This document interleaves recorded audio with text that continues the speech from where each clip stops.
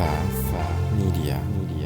What we can tend to do, if we don't talk ourselves out of it in the first place, is delay ever taking those first steps by convincing ourselves that we have to have it all figured out.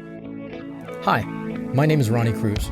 After almost 2 decades as a career network marketer, I realized that despite continual work on my personal and professional development, that I had hit a massive brick wall. So I took a deep and honest look at myself, top to bottom, hoping to find answers, and my search led me to one conclusion. The definitions I held of my business, of my world, of my life were the very things holding me back. If I wanted to change, if I wanted to grow beyond my current circumstances, I had to wipe the slate clean and redefine. This show is dedicated to helping you identify the belief systems, the mindsets, the very definitions that have held you back, and then help you break through those limitations to finally create the life you've been working so hard to achieve. Welcome to the Redefine Podcast. Okay, happy podcast day. Happy podcast day to you. Welcome to the show if you're brand new. And of course, if you are an existing listener and or viewer, welcome back. Thanks for tuning in. All right, so today we are going to conclude our conversation on living in alignment, or at least in more alignment than we may have been.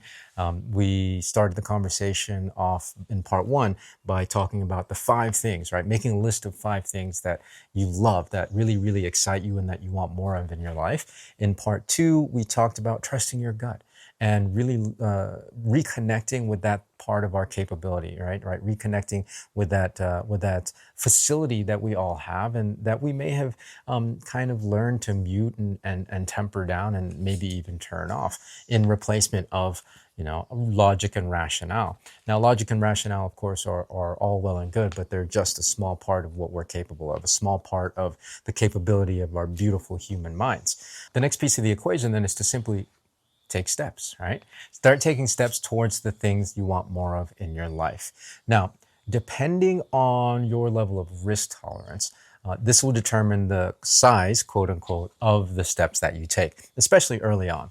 Now, if you're like me and you have a high tolerance for risk, then I say go for it. Responsibly, of course. I don't want you to, risk your own well-being and your safety, especially your financial well-being, especially, of course, if you are responsible for other people. But if you can take these risks responsibly and safely, then I say, yeah, just go for it. Take the shot. Now, most other people don't generally have that high of a risk tolerance. And so you're just going to want to take baby steps. I think as a society, we've gotten used to the routine.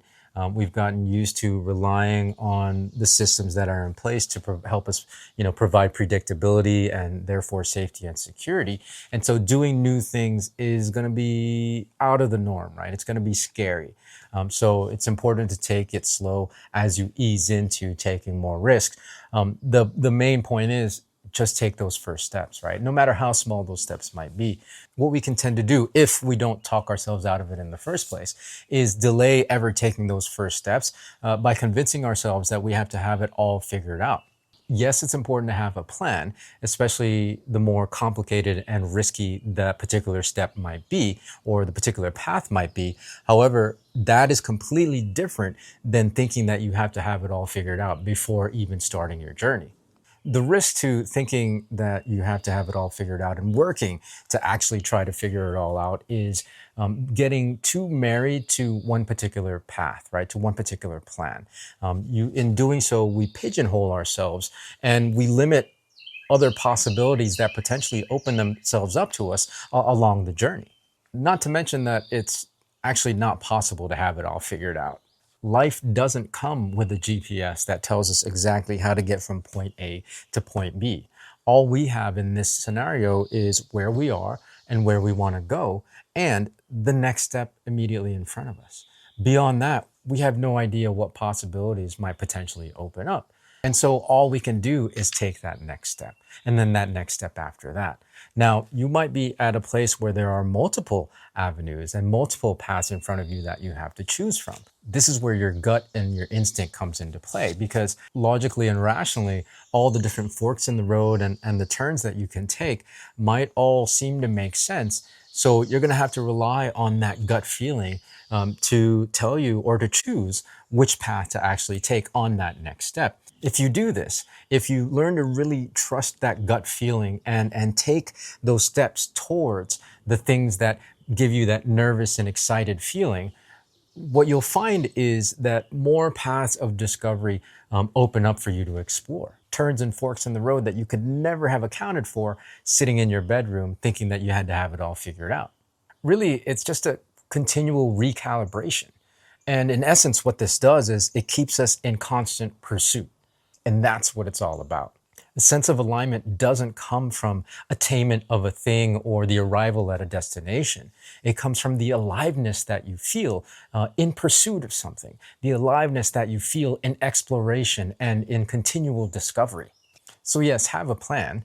Our logical and rational brains need that structure, but also be willing to recalibrate and explore.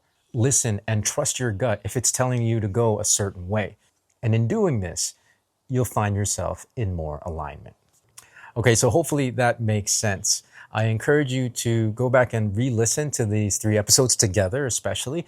And if you have any more questions, of course, reach out.